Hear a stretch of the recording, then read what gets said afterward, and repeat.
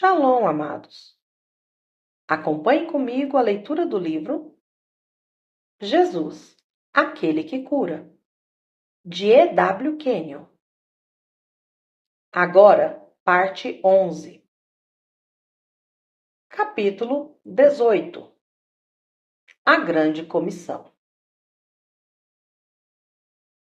O assunto que iremos abordar é da mais vital importância para todo crente. Quando Jesus estava se despedindo dos discípulos, como registrado em Mateus, capítulo 28, versículos 18 a 20, ele disse: Toda a autoridade me foi dada no céu e na terra.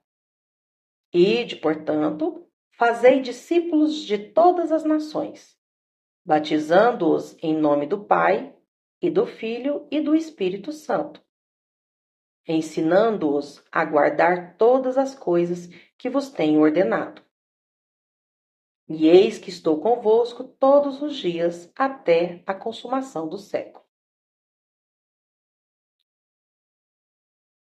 Toda a autoridade havia sido dada a Jesus no céu e na terra.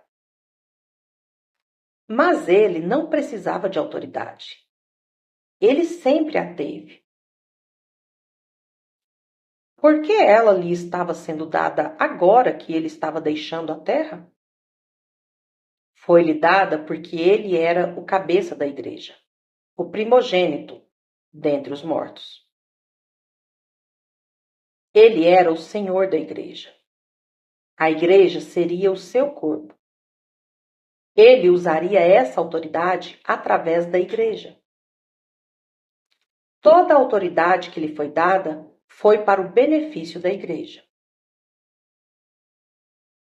Se não houver nenhuma maneira da igreja usá-la, então ela será uma habilidade similar ao nosso capital não usado. Temos, por exemplo, bilhões de dólares em ouro enterrados no chão pelo governo.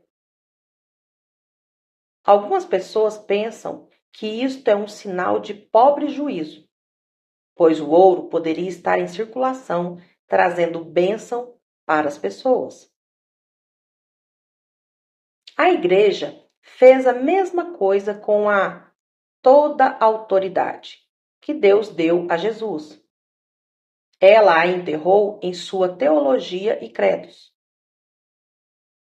Ninguém parece ter sido capaz de alcançar essa autoridade. Ela não está fazendo nenhum bem para ninguém. A igreja não sabe que antes de Jesus ir embora, ele lhe passou a procuração para usar o seu nome. Esta procuração dá ao crente acesso àquela autoridade total.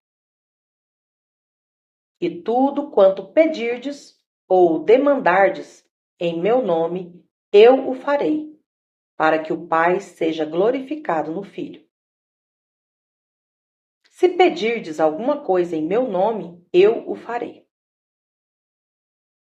Aqui não se trata de oração, mas do uso do nome de Jesus para receber desta autoridade total.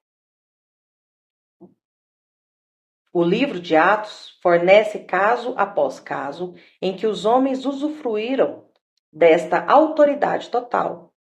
Os homens foram abençoados por meio dela. Essa autoridade total está ainda disponível para aqueles que usam o nome de Jesus. Ela nunca foi retirada. Se uma parte da grande comissão foi anulada, então toda ela foi posta de lado. Se um milagre foi descartado, então todos os milagres foram postos de lado, e o nome de Jesus não tem nenhuma autoridade. Mas sabemos que seu nome nos foi dado para operar milagres.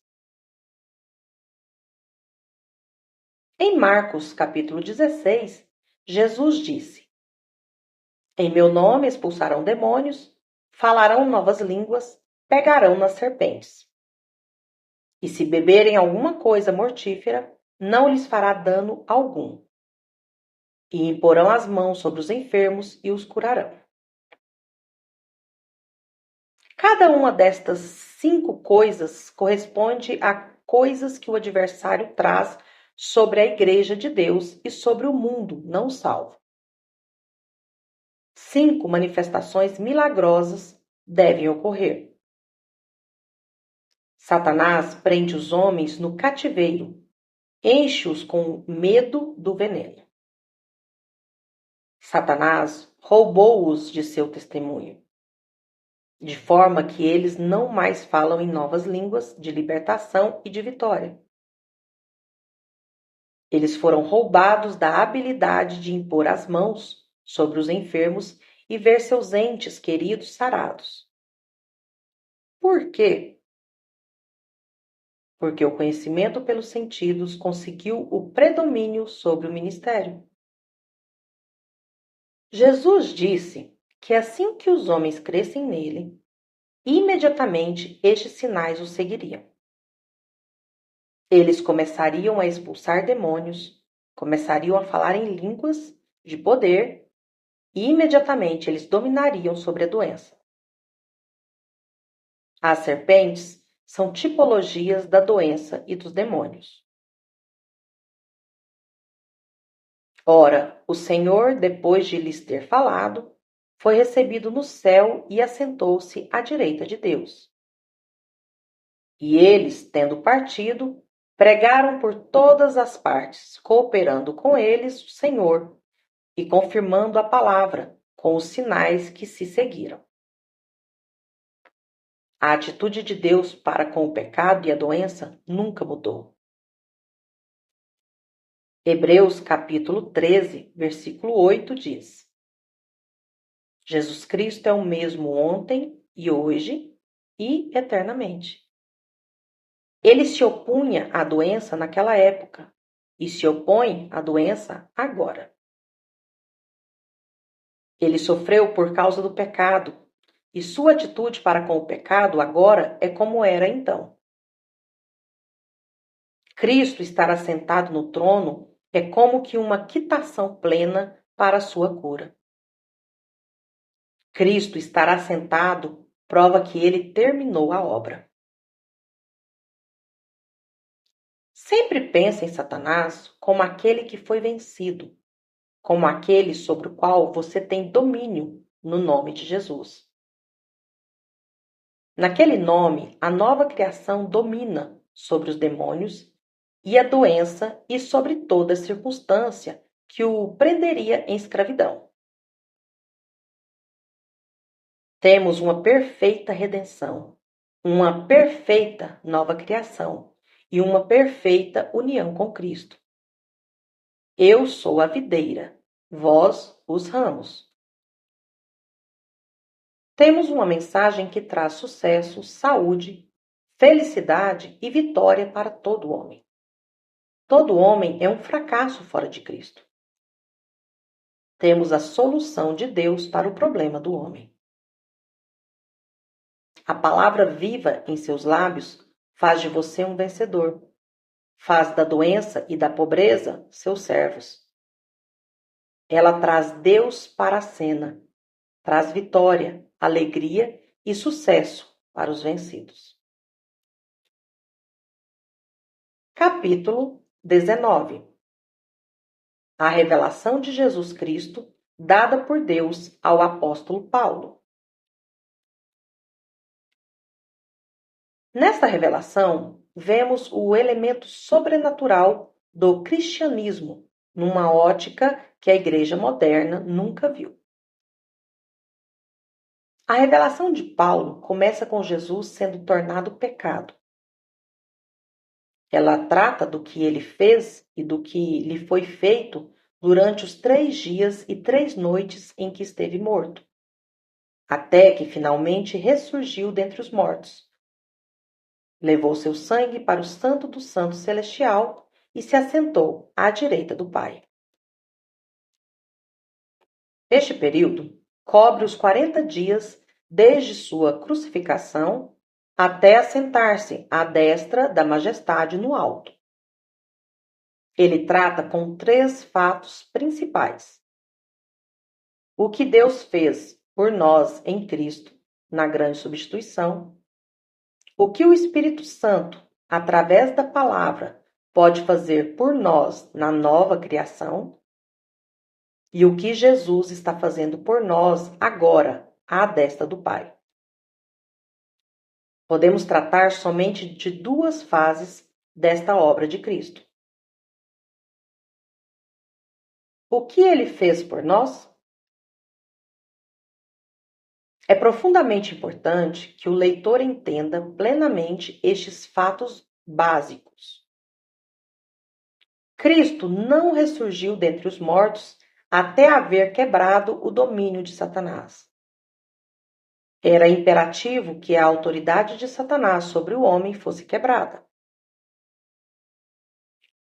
Cristo não ressuscitou dentre os mortos até ter vencido o adversário. Colossenses capítulo 1, versículos 13 e 14 diz: Ele nos tirou da potestade das trevas e nos transportou para o reino do Filho do seu amor, em quem temos a redenção pelo sangue, a saber, a remissão dos pecados. Deus nos libertou da autoridade de Satanás. A palavra potestade, traduzida, significa autoridade. Ele nos transportou para o reino do Filho de seu amor. Este é o novo nascimento. Esta é a recriação. Temos aqui nossa redenção. Todo crente foi libertado da autoridade de Satanás e foi transportado para a família de Deus e tem sua redenção em Cristo. Ele é redimido. Satanás não tem mais domínio sobre ele. Romanos capítulo 6, versículo 14, tradução do Centenário diz: Pois o pecado não será senhor sobre você. Pecado aqui se refere a Satanás. Satanás não será senhor sobre você. Ele não tem mais domínio sobre o crente do que Faraó teve sobre os filhos de Israel, depois que atravessaram o Mar Vermelho. Satanás não tem nenhum domínio sobre você. Ele não pode colocar doenças sobre você sem o seu consentimento. Um consentimento de ignorância, contudo, é um consentimento. Satanás está derrotado, vencido no que se refere a você.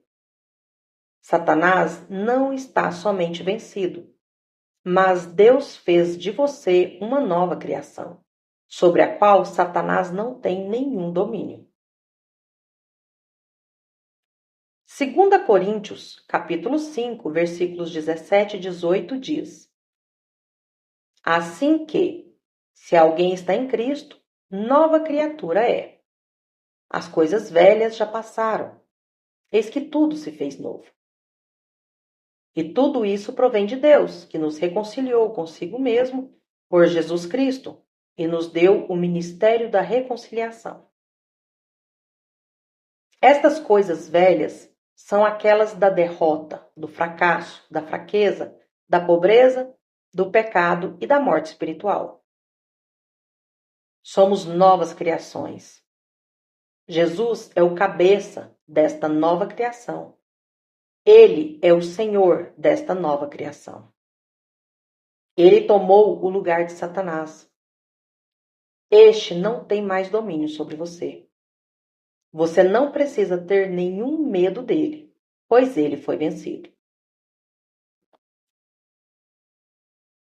A revelação de Jesus Cristo dada por Deus ao apóstolo Paulo em Romanos capítulo 8, versículos 31 a 38, o Espírito, por meio do apóstolo Paulo, nos mostra qual é a posição da igreja.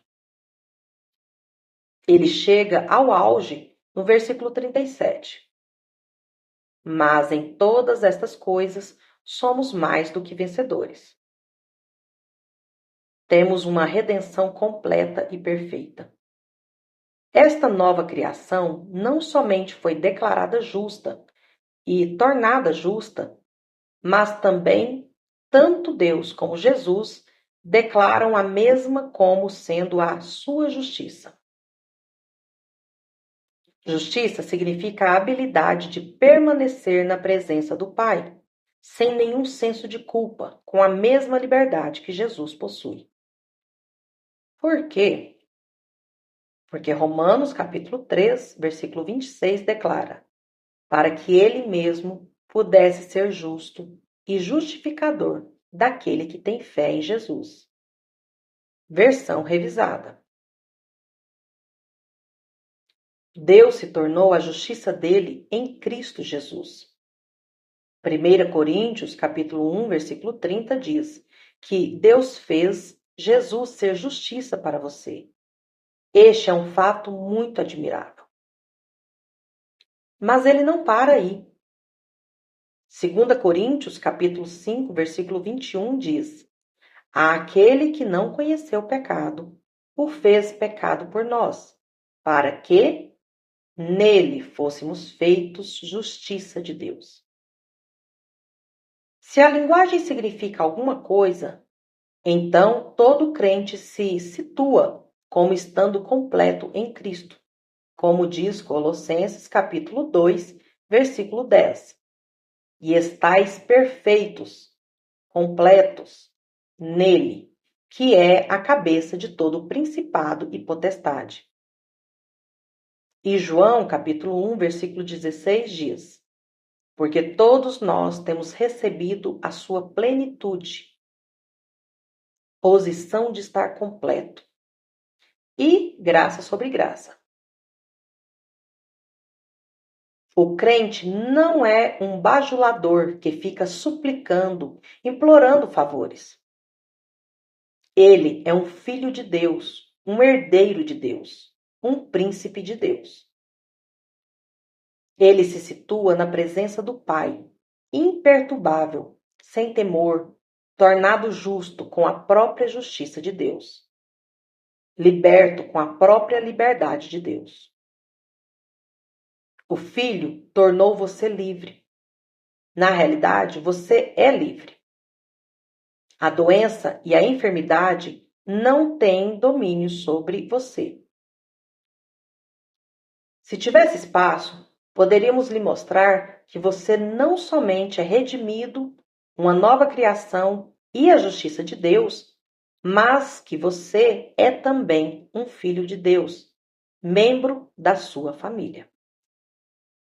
Mais do que isso, o Espírito que ressuscitou Jesus dentre os mortos, na verdade, habita em seu corpo.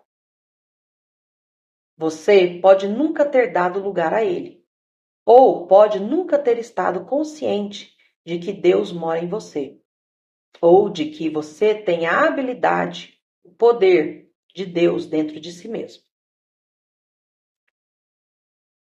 Você pode nunca ter se aproveitado do fato de que a sua mente poderia ser renovada até que você pudesse conhecer a vontade de Deus na realidade.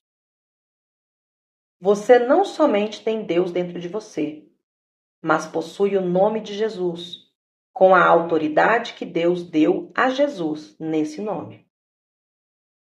Nesse nome, você pode impor as mãos sobre si mesmo, se a dor vier, e receber sua libertação. Nesse nome, você pode quebrar o poder do adversário sobre as suas finanças, sobre o seu lar, sobre os corpos de seus entes queridos. Poder e autoridade ilimitados são dados aos membros individuais do corpo de Cristo. Amados, eu vou repetir estes últimos parágrafos para que fique bem gravado em nossos corações. Amém? Você pode nunca ter se aproveitado do fato de que a sua mente poderia ser renovada até que você pudesse conhecer a vontade de Deus na realidade. Nesse nome, você pode impor as mãos sobre si mesmo, se a dor vier, e receber sua libertação.